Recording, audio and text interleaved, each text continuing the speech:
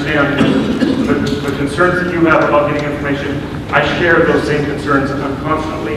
I have a number of different people both inside the unit and assigned to the team that are feeding me information, and it's always just a little bit behind. So, a north wind was established. So we have a fire that's burning largely by fuel and topography, but that north wind is sending those spot fires down to the south.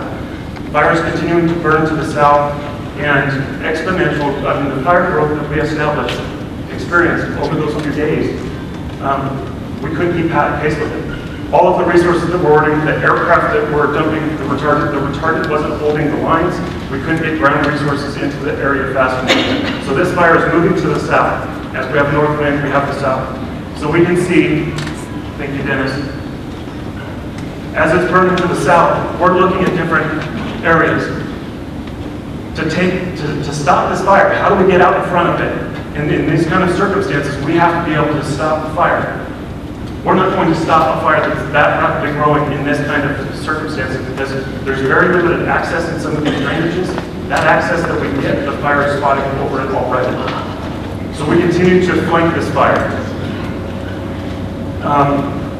The record high temperatures that we have, near record, we have 97 degrees, 11% humidity, and the wind was 5 to 10 miles per hour that first time. So it's very hot, very dry. It's continuing to burn south, and we established the weather pattern just changed on us slightly yesterday. We saw a change in the burning pattern. That gave us the opportunity to start taking an upper hand on the south section of the fire. And if we can scroll up on this a little bit. Absolutely. How's that? Is that a little better? That is not what my firefighters tell me. They tell me that I'm way too loud as it is. So my apologies, ladies and gentlemen. So, as you can see, we were able to neck it down a little bit. What I mean is if we funneled this fire down and getting it down into this section, down by Frico City Road, and we started a firing operation on that south end over by Sheep Ranch and burning it around and coming over towards San Andreas. We're getting information right now that because of the weather, we have that slight wind. We anticipated a slight southwest wind. You can see by the inversion we didn't get that. There's no wind. That tells us that we're in a change right now. We need to take advantage of that change. The change in the weather, we have higher humidities right now and lower temperatures. So we're trying to focus on taking advantage of that time. Right now, coming in here, we're getting information that there's an evacuation in San Andreas. What transpired is it's an advisory evacuation notice over on the east side of San Andreas. We're working through that information right now, and I hope to have more information regarding that for you before we leave here. It was just right off the top, and so I wanted to make sure that everybody was aware. This was part of our plan, not to do the evacuation, but to have that fire slowly do a lateral fire is burning slower down to the sides. And as it burns down to the sides, we have a contingency line that is going over on the left side. Excuse me, that would be the right flank, but over by Highway 49, parallels 49. And what we're trying to do is keep it away from 49. That line right there we want to use as a main control line. Stop the fire there before it gets to 49. That way we can utilize Highway 49 as our contingency. To the south, holding Frico City is one of our priorities. If we are unable to do that, we have a contingency line just to the south of that. We're working to maintain and get that buttoned up. And what I mean is we have a lot of dozers working in really nasty country. This is steep, it's fuel-ridden, heavy brush, and they're trying to find the access, get in there, and be able to button that up. Continue to the south. If it jumps Frico City, and I'm saying if, it jumps that contingency line, then we're going to be down here to Highway 4. Down here, we have a little, what works to our benefit is that we have these grasslands that we can take the fight to the fire. And we get to go more direct, we get to come in with the aircraft and be more effective with all of the tools. That steep terrain and the rugged territory that we're dealing with is what we're fighting up in the center. We have areas of this where the fire is, the fire footprint behind me. We've gone through our 100-year history, all the documented fires that we know of in the last 100 years. Some sections of this have no fire history. It's never burned in 100 years. Others, the Old Gulch, the Darby, the Leonard, we're trying to take advantage of some of those old control points and reopen those containment lines from those fires. But what has happened here is this fire has burned through all of those old burns, and now we're dealing with it. And you keep me honest, okay? I'm getting all excited. Yeah, this is what we're doing. We're going to take the fight to the fire. All right.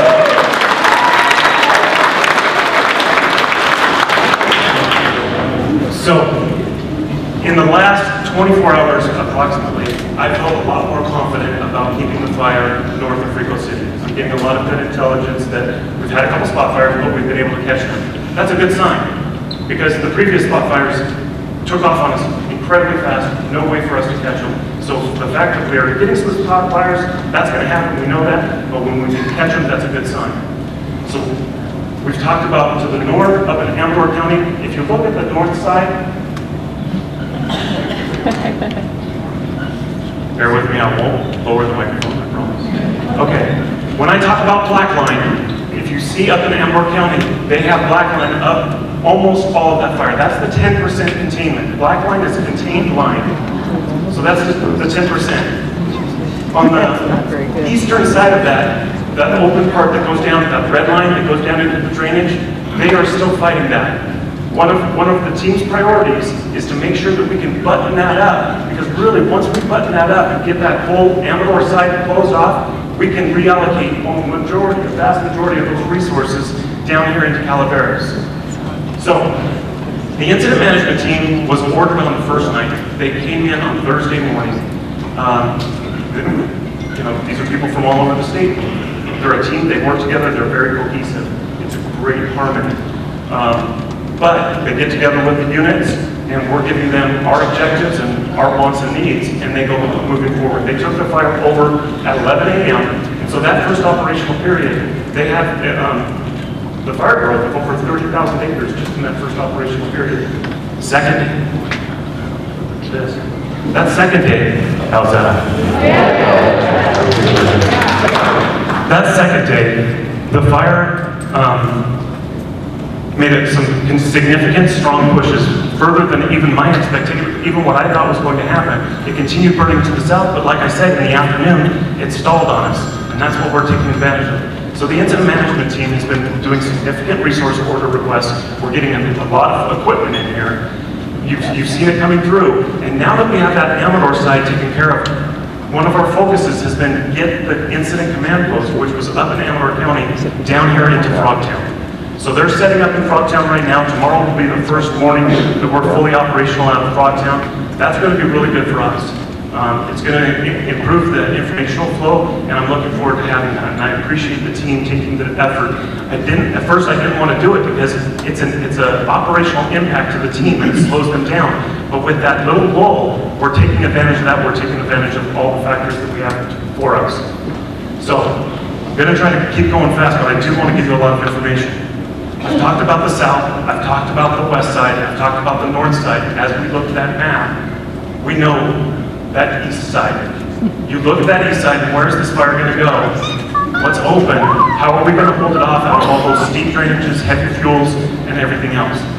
So Sierra Pacific Industries, SPI, has been working with us. They have dozers that they've been working up, looking at some of these old contingency lines, because we know the Old Gulch fire, the Darby fire, once it gets established into those canyons, the fire wants to go up those canyons and towards Highway 4 and up into the Stanislaus National Forest.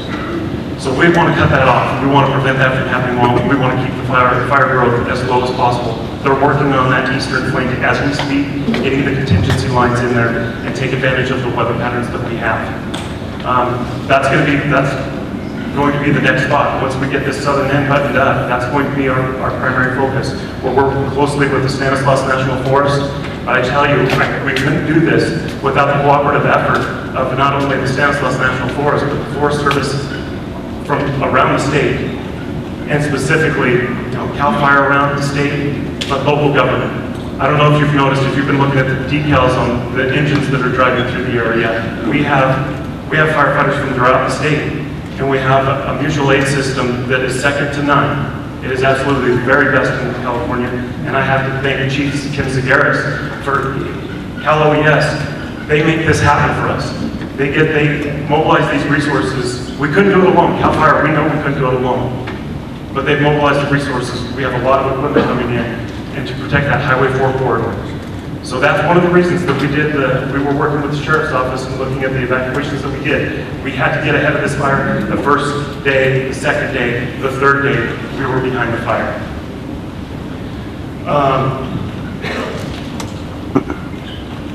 With that, I think that I will push it over to Chief Orwell, if you want to make some comments.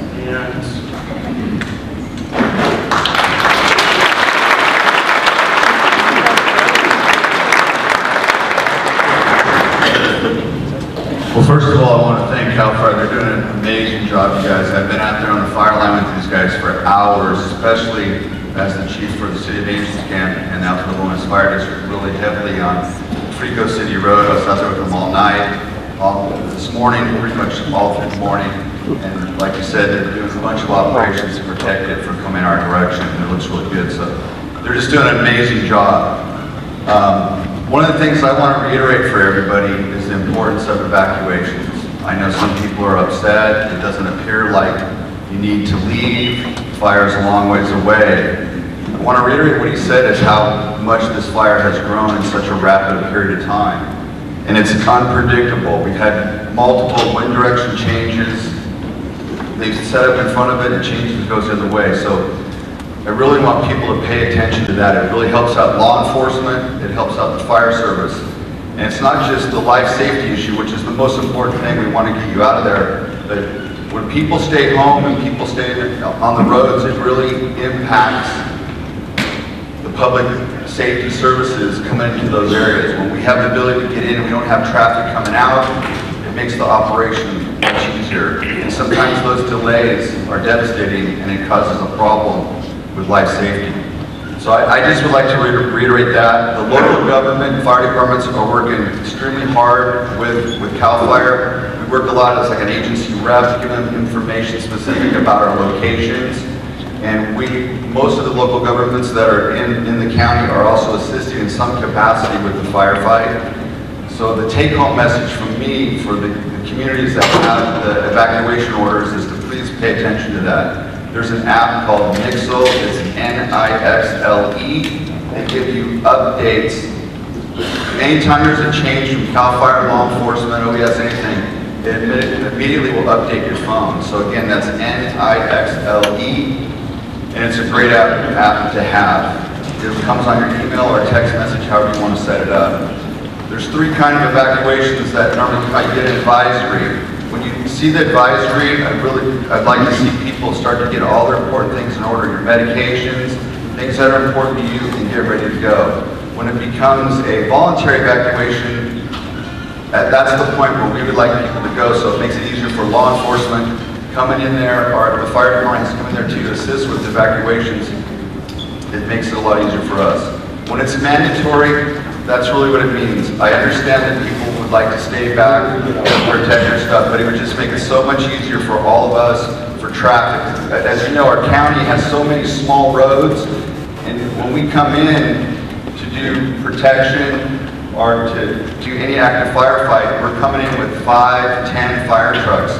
All of our roads, we all know, some of them are one-laners, and if we have people coming out all of a sudden, it's really hard for us to get up there and protect the homes. So I'll be in the back afterwards. If anybody has any questions for the City of Angels camp or for the Tuolumne Fire District, I'll be glad to discuss it with you. Excuse me, I have a question. Would you give us your best estimate of the situation now as opposed to or with the weather and the I will defer that. I understand your question, and I will defer that to Chief White. They are the experts in the wildland firefight. Most of your local governments, what we do most of the time is medical aids and structure fighting, commercial firefighting. So I would defer that to Chief White. In your best estimate, when would or how would the fire be contained using the forecast for weather and the forecast for wind? And what's your worst estimate of the containment of the fire, according to the weather, the wind? Okay, and I want to make sure that I get the question right. And we're going to be, you could outline it on the map. You could. Sure. Let me grab the red pen. But you're asking me a very dynamic question. You're asking me a very dynamic question regarding a very dynamic fire. Okay? So for me to give you estimations on timelines, there are none. I just won't be able to do it. Quite honestly, yesterday afternoon, before that slight weather shift that we had and we were starting to take action, we were working with Tuolumne County, making sure that they were aware of what was going on. That's how fast this fire is moving.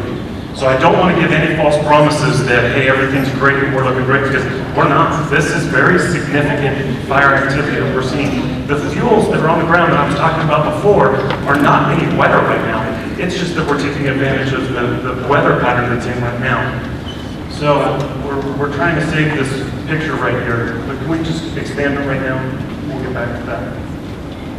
Okay, as I mentioned, my comfort factor, I mean, that's really what we're talking about is we're looking at estimating containment. We're at 10% right now. And I don't want to tell you that we're going to be 20% tomorrow, and then tomorrow turns out to be 12%, you call me a liar. I don't have that capability. I can tell you that those firefighters out there are doing everything that they can right now to put black line on that map and get you back into your homes just as soon as possible. That's what they're working for. So, my comfort factor is that the west side, Highway 49 corridor, is going to be safe. We're going to be able to hold it at the very worst at Highway 49. The southern end, I'm concerned based on the spot fires, that we may not be able to hold Frico City. We have another contingency line below that, but again, it depends on the fire environment, what the winds are doing and what the humidity is like, temperatures. As we go further to the south, I'm confident, if it goes that far as Highway 4, that I'm confident that we will be able to hold it at Murphy's Grade, Highway 4, but my least comfort factor, the area that I'm most concerned about as far as true containment is going to be that east side. So I'm confident the east side is going to continue to burn because we just don't have access. We don't have any way to get in there and stop the fire. When we have aircraft in today, because of the inversion, we don't have any fixed wing aircraft. When we have aircraft, that aircraft drops our target. That needs to be followed up by firefighters on the ground so that we get those lines cut in. Right now, we're looking for those spots, those opportunities. You know, I'm sorry, I know that we started the questions, but right now we're going to continue and we will do questions, Q&A. Hopefully the questions that you need answered will be discussed during the presentation. So I'll turn it back over to Chief White. Ladies and gentlemen, a couple of ground rules to make sure this is very productive for everybody. Please start forming your questions in your mind. We will have a very long, hopefully, question and answer period. Our presentations here by our various representatives may answer those questions. And questions I know that's very important to you right now is, if I'm evacuated, when can I get back to my house? And can I go in and see what's happening in my area right now? Or can I go get my cat? Or do I have a house left? Those are the type of things we'll be able to answer. But keep in mind, we don't have a crystal ball. Give you an example of what happened. We started here, we got here about 3:15. I believe it, Chief Porto, you're back there, we had this conversation. At 3:18, I believe that number's correct, we received a Nixle notification to the communities in San Andreas to immediately evacuate. Mandatory evacuate, that means go. Don't take the dog, don't take the car, get out. About 12 minutes later, that was changed to advisory, saying, okay, pack up and stay. That's how fast this thing is changing. This is what's happened over the last couple of days.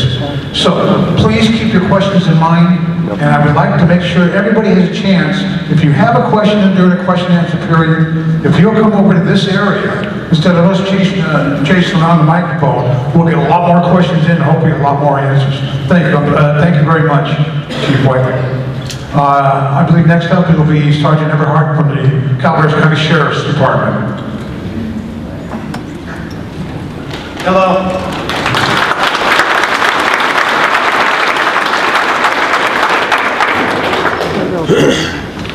I'm Sergeant Anthony Everard with Calaveras County Sheriff's Office. My assignment in this is logistics.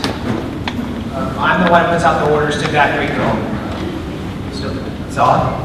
There we go. I'm the one that actually puts the assignment to evacuate your home. I follow these advisements that are forwarded to me from CalFire. My desk currently is right next to Chief White. Our offices are moved in the same building, along with all the supervisors, along with all of our resources here. I do want to paint a little picture of what we currently have for evacuations, because there's probably some questions about. I understand that we didn't have the same black and white car that came, you know, that you're accustomed to seeing. This fire was growing so rapidly. We went from 4 deputies that evacuated the entire town of McCallum Hill until like today we're roughly about 50. It might have jumped another 20 or so.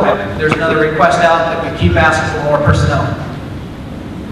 I was tasked with not only keeping McCallum Hill evacuated, all the way Highway 26 to Upper Dory Road. What happened is this fire kept rolling forward. Our personnel staff was probably at the time about 16. You can understand how many houses from Highway 26 pushing towards Mountain Ranch, where you have about 16 officers that are trying to get ahead of this because we care. It's just like no matter what district you go to, what road you go to, you just know, don't take that road, the bridge is out. So you have somebody from not in their area that's heading down a road and all of a sudden the bridge is out, and it's like, whoa. They got to go back the same road, work all the way back around, work back towards the fire, the bridge is out, and take off and keep on going. That's why it's so important when you get that mandatory evacuation, or you get that advisement, if it's either reverse 911, follow it. If you're not following it, please get your stuff together. It's a job, it's a chore. It's not something that we want to displace you. Some of the questions I filled out, they, you know, were kind of aimed at, you know, why are you displacing us and that type of stuff. This fire's not over. It's changing, and you can tell by the clouds. When we first came in here, it looked pretty clear on this side.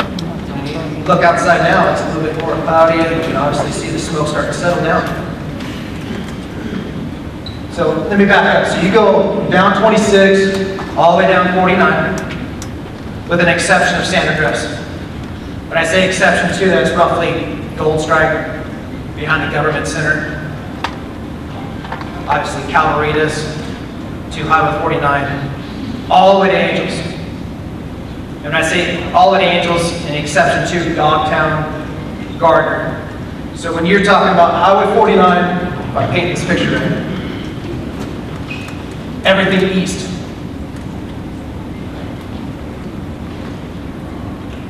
Work to Murphy's Grade Road, everything north. That advisement went all the way up to a small little subdivision called Flying Acres. If you're not familiar with it, it's just a couple miles above the river. That advisement is currently just on the north side of Highway 4. So if your house is located on the south side, this is your advisement. This is the time to get your stuff together. If you have animals, you have artifacts, I'm not, by any means, I'm not painting a picture that, you know, it's gloom. But at the same time, this fire is unpredictable, and I want you guys to be prepared best that I can. I want to thank you for cooperating. Thank you for those that came and want to be informed. I will stay after or during the question and answer it as long as I possibly can. The only problem is when I'm here, this logistics side fails. The next alerts come out, and of course, I'm trying to pay attention to my phone and stuff because I want to keep you guys informed. I'm telling you, it's changing.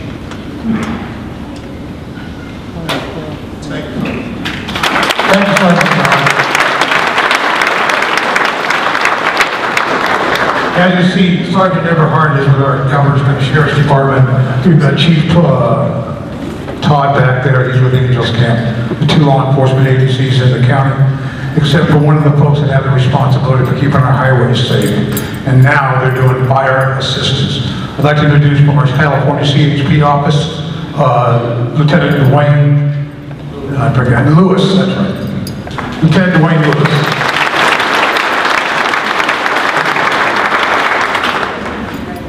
Thank you for being here. I got to tell you straight up that I am not a firefighter, so I don't know about fire stuff except to run from it. That's why I became a cop, because I hate fire, okay? So let me tell you this. As you already know from some of the other presenters, this thing started Wednesday afternoon. I was on my way home, and I saw the smoke column, and I went, oh no, I've got to turn around and go back.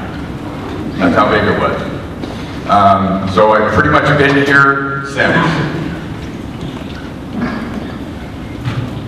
We understand what you're going through, because this is our community too. I've got officers who are out working fixed posts, shutting down roads, and they don't know if their house is gone or if their family is okay. Okay, so we're going through it too. I can tell you that currently I have 6 employees who have been, evacuated from their homes. Okay, just like all the rest of you. So, what I want you to know is we are assisting the Sheriff's Department. We have a representative at their Emergency Operations Center, communication with the CalFire and all the other OES people and everything else. So it is a collective effort. We're all working together to get this thing over as quickly as possible. I can only reiterate what they say is when those advisories come out, or those warnings, or those mandatory evacuations come out, it is crucially important that you adhere to those and you take action. We're going to talk about trying to get equipment in there and stuff, so I'm not going to continue on that route, but we've got officers trying to get into areas to assist the Sheriff's Department with those evacuation notices, knocking on doors, and continuing to patrol in the areas that have been burned for any of our unseated people who want to come up from other communities and try to loot. Okay, so that's one of our focuses in conjunction with the Sheriff's Department. And I know Sergeant Everhart talked about it. I don't know if he threw out numbers. I know I was over at their Emergency Operations Center last night, and Tony, correct me if I'm wrong, but something like 32 other law enforcement officers from the Sacramento area up here to assist. Okay, so please understand this is a consolidated effort with everybody. We all work together, we live here. So what I want to do real quick is I just want to give you some brief updates on, as of 2 o'clock this afternoon, the current road closures that my officers are manning. I will give you a little bit of information on the Calaveras side, on the Amador side, if you're interested, but I'm going to pretty much focus on the Calaveras side, okay? Right now, pretty much all of Highway 26 is closed.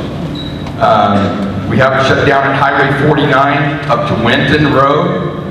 Amador CHP has it closed at 26 and the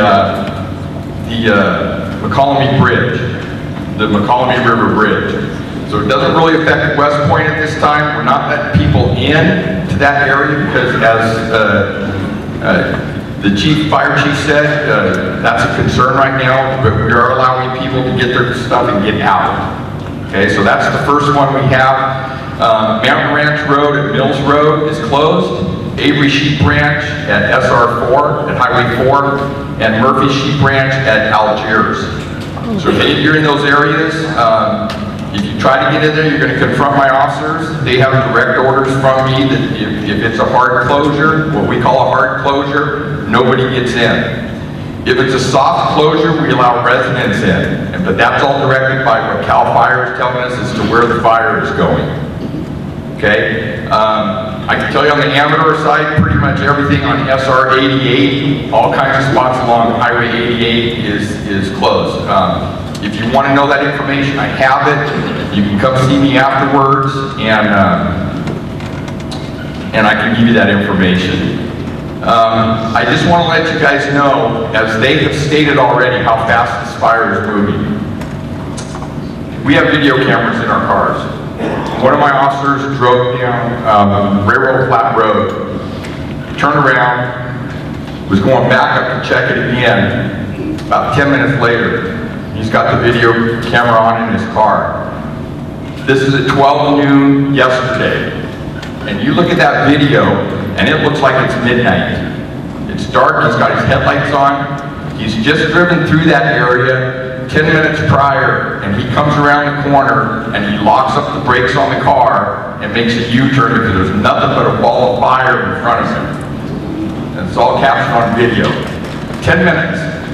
Okay, so again, I just want to stress, as they have said, those evacuation notices are important. Again, I'm not a fire guy, but I know they told us the other day that this fire was moving, Chief, correct me if I'm wrong, 60 to 70 feet a minute. 60 to 70 feet a minute. I can't run that fast. Okay? I will tell you that some friends of one of my sergeants were over off of Harte, which went Thursday, I think, anyhow. No evac warning, no fire around them, they're out on their deck, all of a sudden they went, oh crap, fire was coming up both sides of their house. They grabbed their 2 dogs and ran. Clothes on their back and their 2 dogs. As they're running away, they look back and their house is fully engulfed. That's how quick this thing is moving. So please understand, we live here, this is our community too. Excuse me. We are trying to do the best we can. So when my officers are out there and tell you, I'm sorry I can't let you through, please adhere to that. We're working collectively with the Sheriff's Department, the fire guys. And I just got to say, our concern is for human life. Human life. I'm not a pet hater. I have pets. I own pets. But we've had people come up to our hard closure road closure and say, I got to go in and get my cat. I got to go in and get my dog. And they get pretty upset when my officers are telling them, I'm sorry, I can't let you through. I understand that pets are our family members, but ultimately, I'm going to tell you, plain and bluntly, if it's a matter of you or your pet, I'm choosing you. All right, thank you.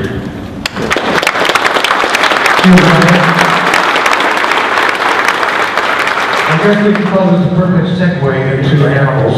I own pets also, but I'd like to call on Supervisor Debbie Ponte and have her speak a moment on what she's involved in. Very good, worthwhile cause.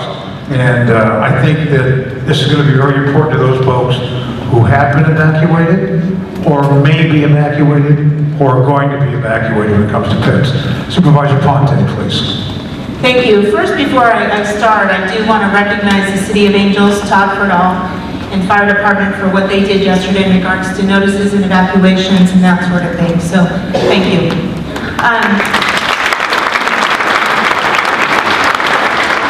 It's a huge job, so I understand that.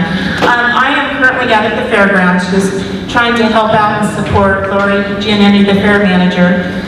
Yesterday it was an evacuation site with Red Cross. Today it is the CalFire Incident Command Center.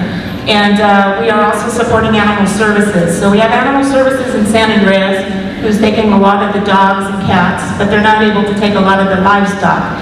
So the fairgrounds is assuming that responsibility and that role.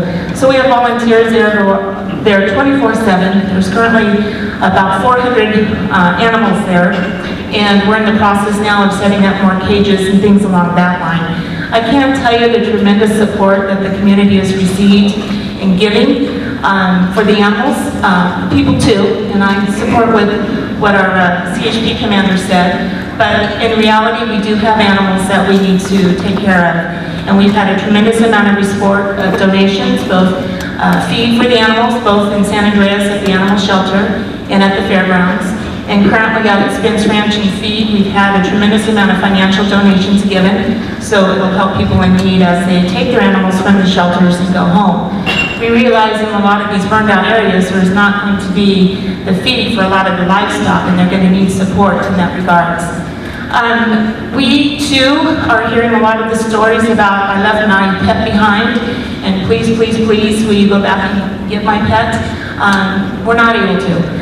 I know it's difficult in trying to work with people and talk to people about that, but really at that point, the priority is saving life, and we're not going to rescue, or excuse me, we're not going to put anybody's life in danger of going back and getting the pets.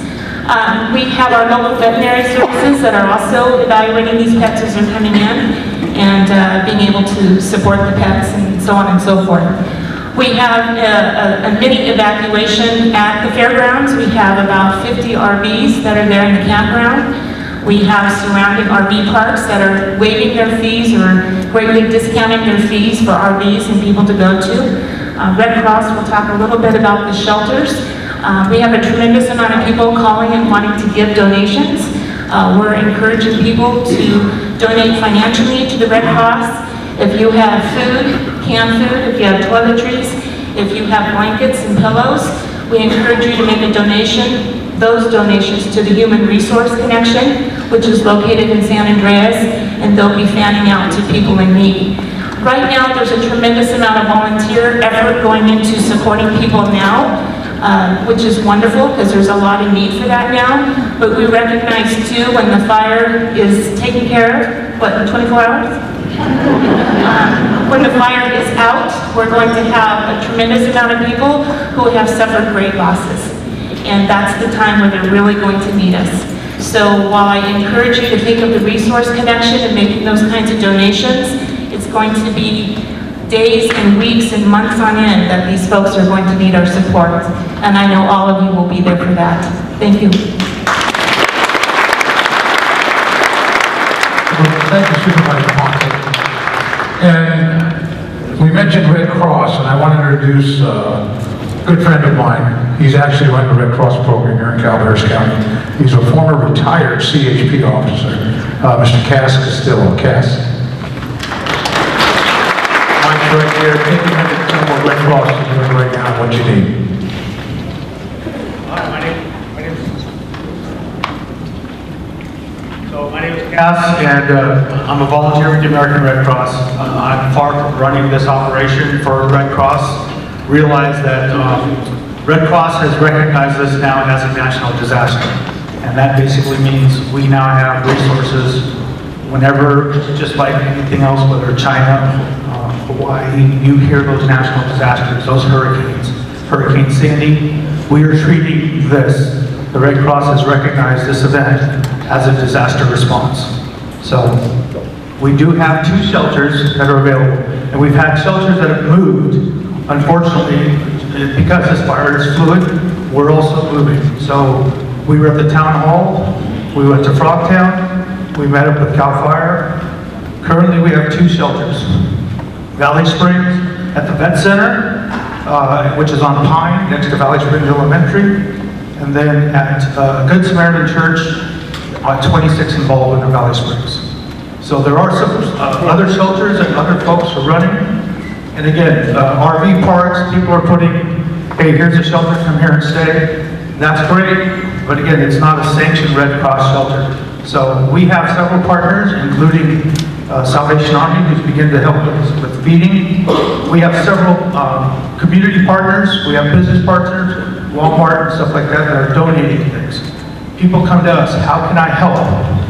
redcross.org.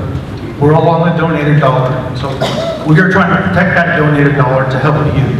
So we had several people that were registered at the fairgrounds. When we moved to Valley Springs, they didn't move with us. And we understand that, that's fine. However, we do need, if you're going to be registered, if you're going to need Red Cross assistance, we need to have you registered. You might have been displaced from your home and not have medication. We have nurses at our shelters, and we can help you do that. So I'm going to give you a phone number. Red Cross, do we have this signature on the board? So it's 925-588-6678. And that's basically an information line that we've established for the American Red Cross for both Jackson and for Calaveras County. Yes, 925-588-6678. So with that number, we're not going to be able to tell you, did my house burn down? We're not going to be able to tell you, is John Doe your shelter? So we have resources available, redcross.org. We encourage everybody to update on redcross.org. It's called Safe and Well. You can tell us, because your families might be in Texas and are trying to call us and say, I have family in West Point. I have family in Angels Camp. Where are they? Redcross.org, you can put that information on there. Even if you're not standing on shelter, you can still update your information. Ladies and gentlemen, very important information. Our biggest fear right now is the unknown. What is going on with my house? What's going on with my family that lives in those areas? We're going to try to get that information to you as best we can. We want to make sure we get it to you when we can and make sure it's accurate. How many people here have been through a crisis like this, a forest fire? Raise your hands. How many people have not? This is their first time in a crisis situation. I want to take you back to a time, my personal involvement, that kind of brought this home. This is my first wildfire, if you want to call it that, especially as a supervisor. Some people that know me know that I'm retired from the Oakland Police Department and was a deputy here in Calaveras County. We had a situation in Oakland called the Oakland Hills Fire. Anybody remember that? Back in the 90s. It was something like this, only it happened over a period of 2 to 3 days.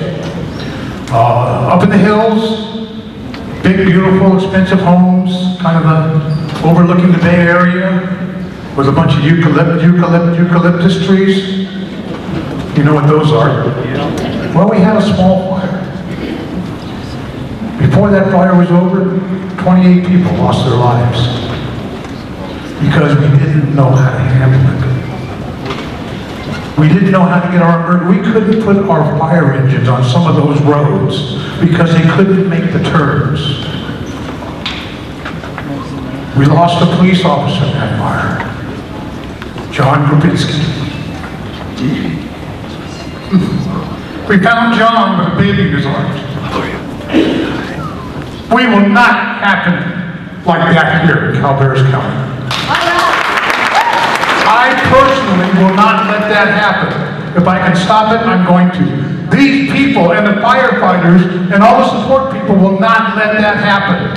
But more importantly, you cannot let that happen. When it comes to evacuation, it's so important. I know it's confusing, but please, I'd rather have 5, 10, 15 false alarms than one very serious incident that we can't bring back. We can rebuild, folks. We can't bring back life. So keep that in mind. I know I'm getting kind of emotional here. This is very important to me. I don't want to lose anybody in this county, in this state. And to do that, I need your help too. With that, I'm going to turn it over to our County Administration Officer, Shirley Ryan. She's got some good information for us. Shirley.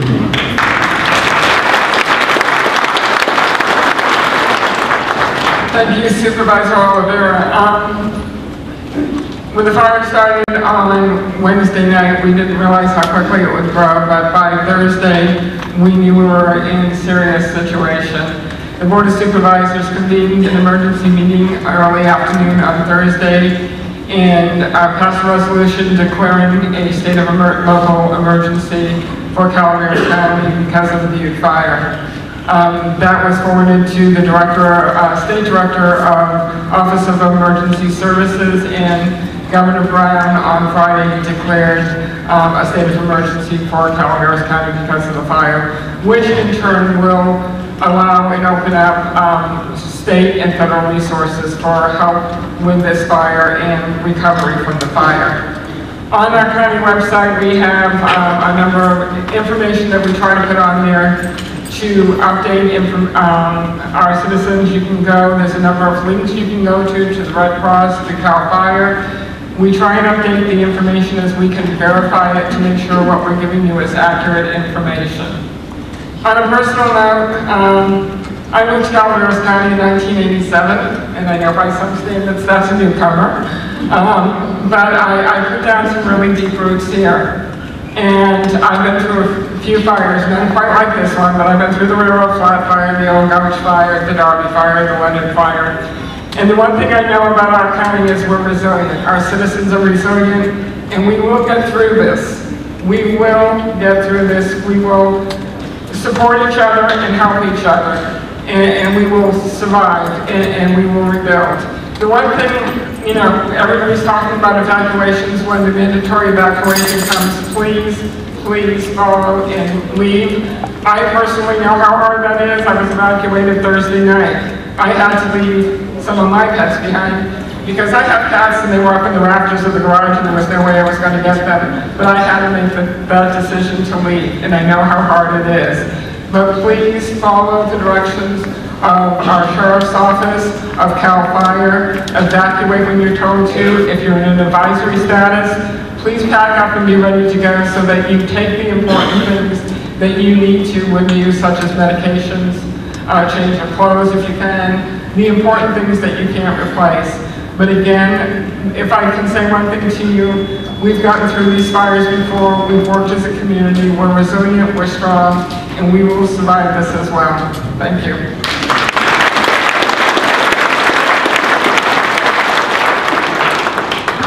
Ladies and gentlemen, I'd like to hear from our health services. Take a look out the window. That can't be helpful. That cannot be helpful. Our health services division in the county is attacking this problem and preparing for it. There we go. I knew you would. Hello, I'm Linda Wynn, and I'm a public health nurse, and I'm the public health manager with Calaveras Health and Human Services Agency.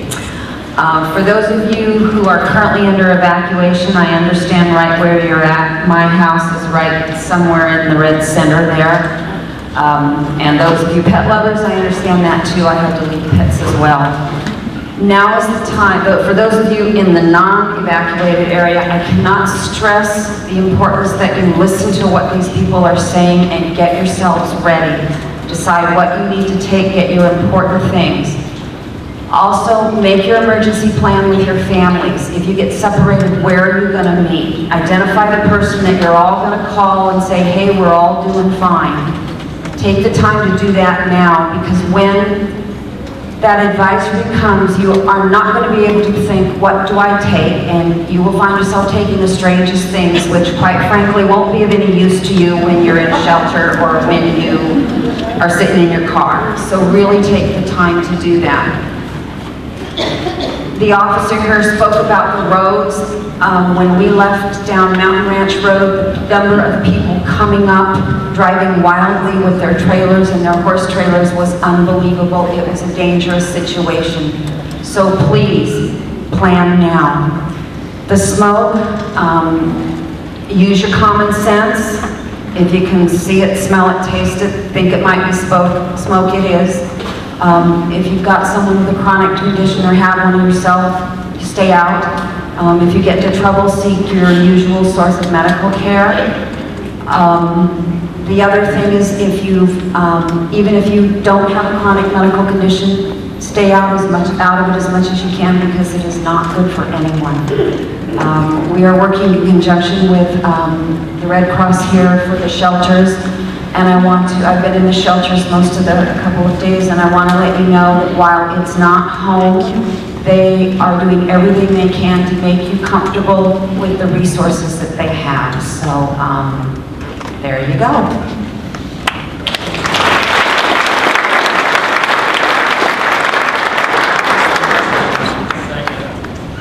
Hello. Thank you very much.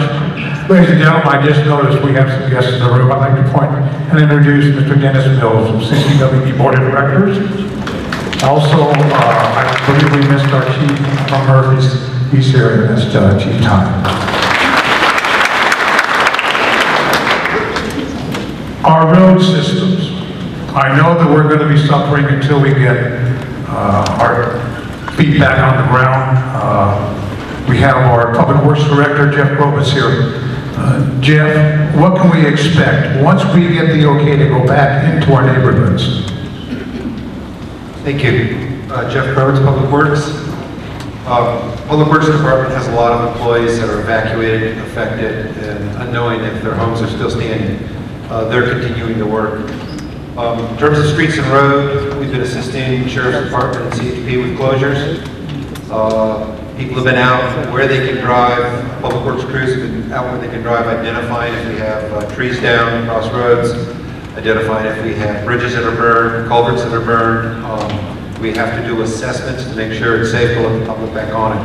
We cannot get to all roads at this point in time. When we can, we will. We are prepared for repairs when they're accessible. I also want to mention that CalFire's Transit is available. They are in contact with the Sheriff's Department, so if people need help with evacuations or large numbers of people, they are available to help with that. If you need to coordinate with the Sheriff's Department. Integrated waste, we've closed the transfer stations that are east of us, as you would know. Wilseyville, Red Hill, Avery are closed. The rest of the stations are open. The Rock Creek facility is open. We had scheduled a number of household hazardous waste events for the weekend. We have postponed those until we can get past this fire. And again, for more information, check with the county website, Public Works Department, or Integrated Waste Management. Thank you. Thank you, Jeff. I'd like to have Chief Cigars, if he'd like to say a couple of words. Ladies and gentlemen, we have representatives here from state agencies, federal agencies, and just to show the participation, when the call goes out, these folks answer the call. Chief.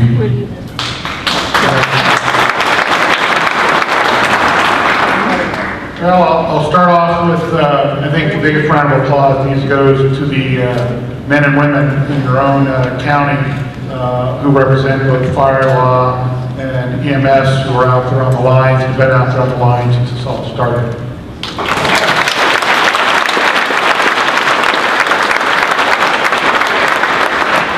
They, along with other government employees that are trying to ensure that they maintain your services, protect your lives and your property, and people such as PG&E that are trying to turn on your power are all the folks that are really the unsung heroes.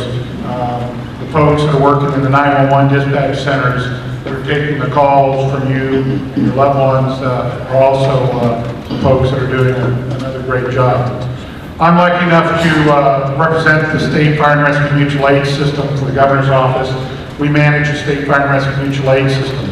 From the get-go, when this fire started, and working very closely with CalFire, we have moved Fire and Rescue Mutual Aid resources, as you already heard, from as far as Siskiyou County in the north and as far as San Diego County in the south.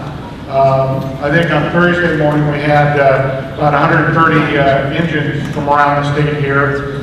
Yesterday we moved another 220 engines here into the county. That's well over 350 additional engine companies that are assisting, protecting your lives and your property here today. While we say that, overall there's about 471 engines we've moved in the state that are assisting not only here, but there are at least 6 other major fires burning in the state as of this morning. But I think we would tell you that this afternoon, elsewhere in the state, things are not looking very good either. But again, I think that we're working very closely each and every day to assist you to try to bring this incident to mitigate it as quickly as possible. From a law enforcement standpoint, our agency, working very closely with Calaveras County, has also brought in over 100 law enforcement officers from as far north as Sacramento and Yolo County to as far south as Tulare, representing both sheriff agencies, police departments, and the men and women of the CHP. We're also assisting with emergency management currently. You've already heard we were able to secure a fire management assistance grant from the federal government to assist with 75% of the eligible fire costs for protective services right now. We continue to work now there's a declaration for what other state and federal assistance will be necessary in the days and weeks to come from our agency. With that, again, my hats off to Chief White and CalFire for their leadership in managing this and bringing the different fire agencies together and law and emergency management and all the folks that are represented here, as well as your local elected officials that continue to provide leadership for all of us. Thank you very much, Steve. Now, ladies and gentlemen, I think this will start our question and answer period. Once again, to make sure we get enough time to do this, if you have a question, I'm going to ask if you can, if you'll step over this area, that way we can save the time chasing you. Before we do that, I want to bring over one thing to your attention. How many people here are wondering when they can get back to their homes if they're evacuated? Okay. I want you to bear with me for a moment. I want you to kind of go with me on this journey. You've been asked to evacuate. Then you've been demanded that you evacuate. You've left your home. You've left your belongings there. I sympathize with you because I know that you want to get back to your home. Some maybe to see if your home's still there. Some maybe to see how much damage there is. I want you to think about what we have to do as public safety and what's required by California state law, the federal law, and the role that these gentlemen and ladies have to play. We have to go in and do what's called an assessment. Now that particular procedure started today. That's done by CalFire, a special group section that does that, correct? In that assessment, they're going to assess, okay, this house is total loss, this house is partially burned, and they do that by identifying what they have there, plus matching up with county records. Now, heaven forbid, what if they find a person that didn't survive this fire? That changes everything, folks, because the fire department has to do their certain procedure, but guess what? Here comes the sheriff's department. Because we have to treat that as a homicide investigation because we don't know what the cause of death was. That's going to prolong that waiting period. So having that in mind, I'm not asking you to forgive us. I'm asking you to understand that those are the things we have to do. Now, hopefully I've answered a couple of questions that we can save some time. Anybody want a question, please come up and we'll get you going on the microphone. Supervisor over here first. Yes, I have a question to the firefighters, and that is there somewhere I can bring food and supplies to your camp? Are you accepting donations? We really appreciate that. Our incident command post is fully outfitted. It's basically like a little city inside of a city. So we're fully outfitted. But you know, American Red Cross does a wonderful job of taking care of the people at the Red Cross. But there could be other non-primary shelters that aren't Red Cross affiliated. So if you reach out to the churches and to find out if there's anybody else out there in the community, your neighbors, let's take care of them first. Okay, so you guys We're good, thank you.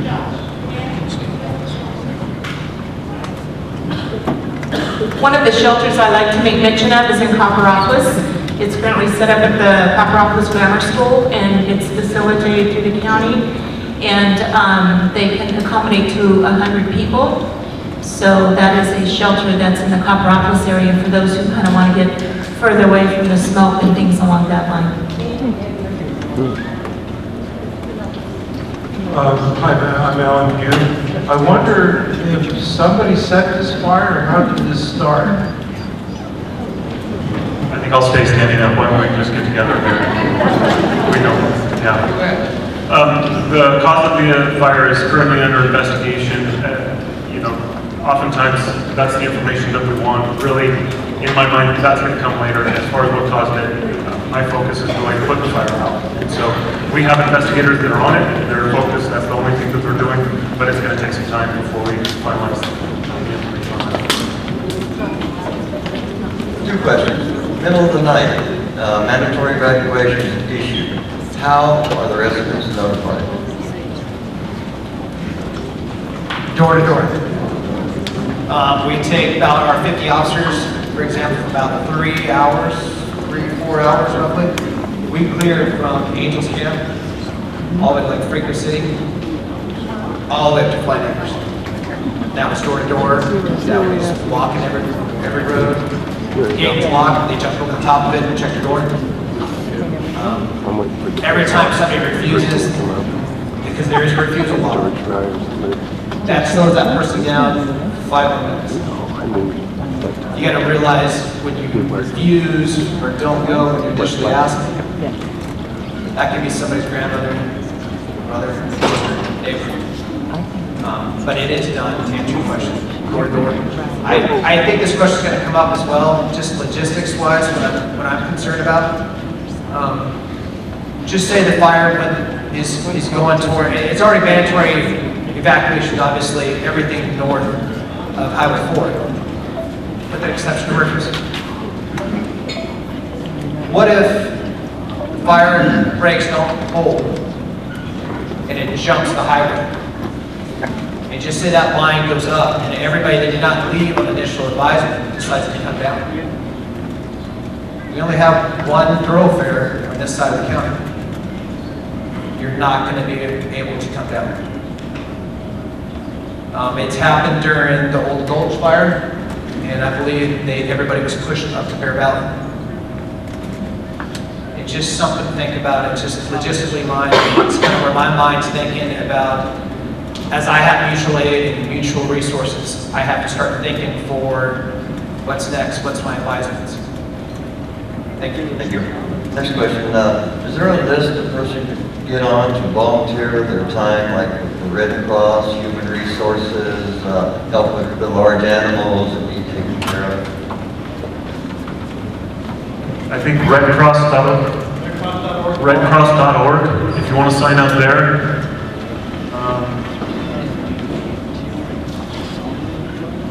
Supervisor Ponte, if you wanted to mention. In addition to that, the Fairgrounds is accepting volunteer with numbers and such to help. And the Resource Connection in San Andreas, and that number is 754-1257 for donations and offers of volunteer help. Thank you. Is there any maps online that are updating where the fire is more recently than every 6 to 8 hours? Like, is there anything that updates once every half an hour, once an hour, just so we can keep informed with those of us who are under advisory evacuations? There are some third-party maps out there that we have no control over.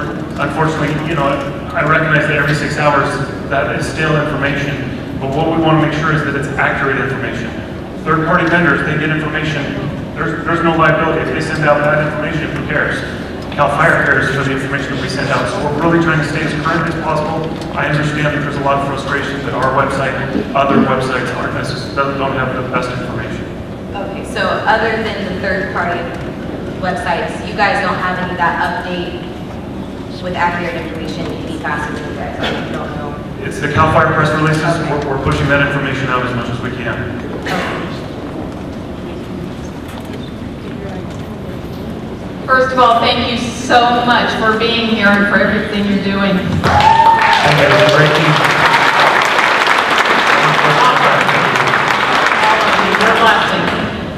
What is the best way to find out when our street is open again and we can return to our home? What's the best website to go to? We're going to be getting that information out to the local media. That's where we push it. I have the information officer from the Team 1 here, and so media-specific requests, I'll definitely defer to him. He's the expert at that. But we're going to be getting out information out to the radio stations, out to mymotherload.com. And there's a whole laundry list of different newspapers, obviously. So that's where, it's just like the evacuation orders when they come out, the press releases. Fire.ca.gov is another website. Again, we try to keep timely but understand. So the information comes out on evacuations, we push the press releases, we try to let the media know. It's the same thing for the repopulation. When we remove those evacuation orders, working with the Sheriff's Office, the county is going to be putting information on their website as well. So we're going to try to saturate the area with information. Sergeant, will that go through Nixle as well for the repopulation? Yes. So if they're not registered, they need to register for that through the county. Is everybody familiar with Nixle? No. If you have any type of smartphone device, computer, you need to register for Nixle. Just a quick Google search of Nixle. I'm sorry, I'm not prepared to have that code if somebody else has it. It's typically a 4-digit number and then zip code or area code put into it.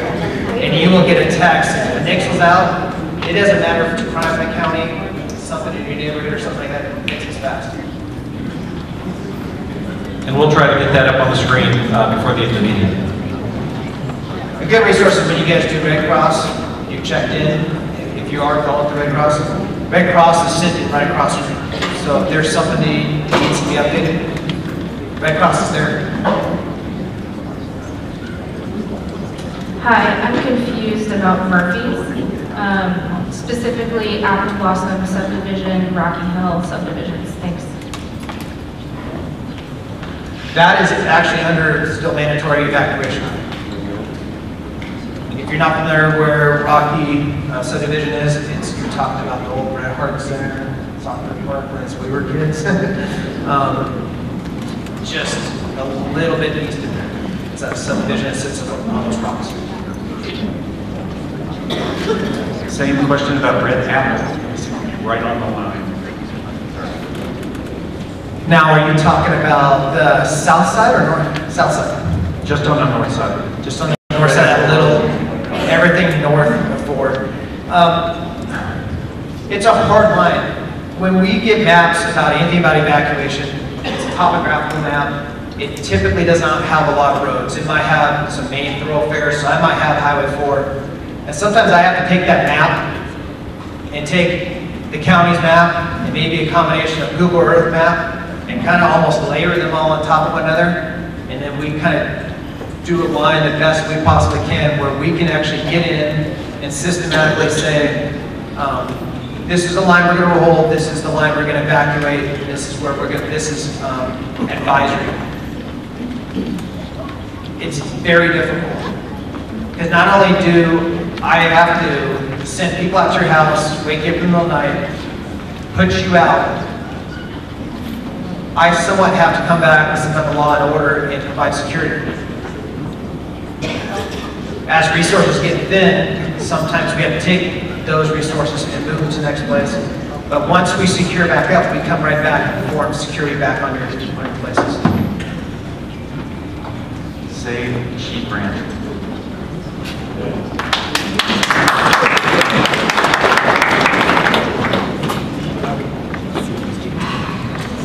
A safety question on propane tanks. You advise us what to do with them. The propane tanks have a valve in there that it will automatically release when they build the pressure. So if you just shut it off to your house during an evacuation, shut it off to the main house at the valve in the tank, and then leave. What size propane tanks are we talking about then? Yeah, I don't know what you have capable of moving that. I mean, if you have the equipment to move it, then if you can move it away from structures, get it away from that area. Again, this is the opportunity.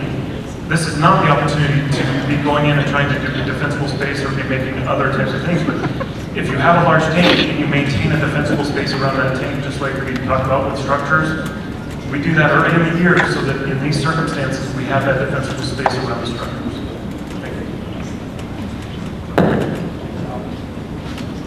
Hi. My question is concerning when I might be able to get back in. I'm pretty sure my place is gone. I live at the end of Prussian Hill Road, at the very end. I was looking down into the Jesus Maria Canyon. I would say the flames were 200 to 250 feet high. I got out, and I just didn't know what the situation was off of Mountain Ranch Road, if there's any projection of when we might be able to get back in. Thank you. Yeah, I'm sorry. And for specific areas, we don't have any projection right now. We have to contain this fire. We certainly don't want to repopulate an area and then have a fire reburn. What I mean by that is you can have a ground fire that goes through and removes all the fuels on the ground. And then it comes back around and the winds change and it gets up into the tree canopy and burns back through. So we want to contain the fire before we repopulate, but please understand that is one of the focuses of the team plan. Okay, so there is no projection as to when the road might be opened up in that area? No, I'm sorry. Okay, thank you.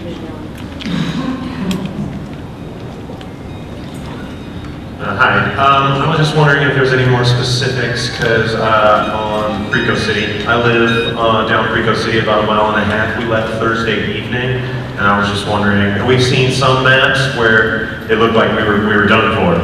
and I was just wondering if there was anything to update on that. Right.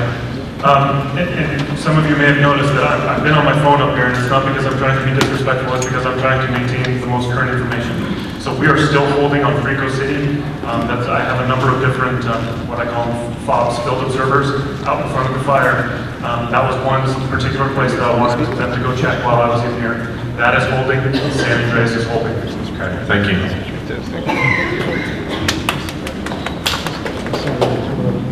Hi, I live off of R20, off of Gelding Road, and on the posting for advisory or evacuations this afternoon, it mentioned Pool Station, which I can understand because it comes into San Andreas, but it also listed Gelding Road and Stallion Road. Is there any particular reason for that? When Chief White was talking, he talked about how trying to hold that line, he feels pretty confident on Highway 49. If that fire somehow broke Highway 49, that's kind of the direction of the path, if I understand right. So Stallion, all bar 20, that's just grass and trees on that rock bridge. I mean, we can what if a lot of different things. Advisory, I'd rather give you somewhat of a heads up than nothing. I mean, because if you were sitting on your couch and I said, you need to go, and you don't understand, you'd be like, why did I get something? And imagine there's probably those one or two that did not. I apologize. We tried utilizing our reverse 911 systems. Some of those systems are automized.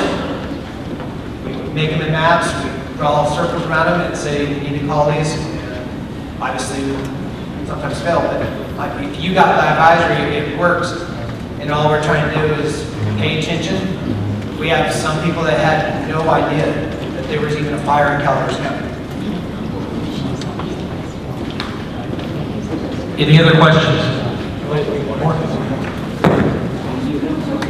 Behind White Pines? If you can. What are you're talking about evacuation, or what are you talking about?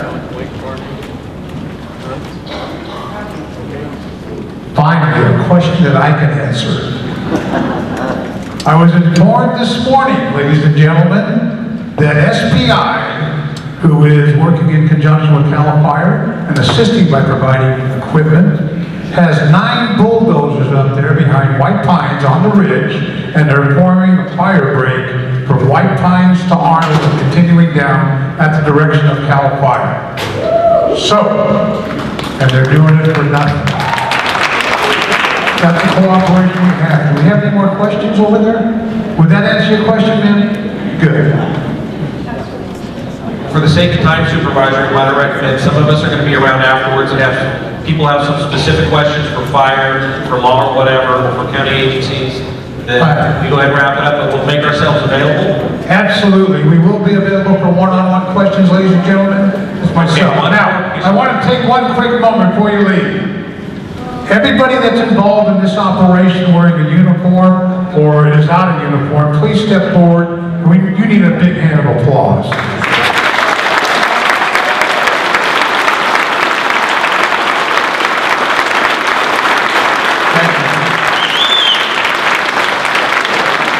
Let me leave you with this thought. If you haven't been back to your home, Supervisor Edson had the opportunity to tour Highway 26. I believe it was Thursday night. In that tour, he related to me and other members of the board, it was like a devastated wasteland in some areas. Trees were falling, power lines were down across the roads, propane tanks were burning. You could not believe it. Before we can allow you back into your homes, ladies and gentlemen, we need to render that safe. And that call is going to come from CalFire through the assessment teams and through the county sheriff's department and their county fire. Ladies and gentlemen, thank you very much for coming. I hope we've answered your questions.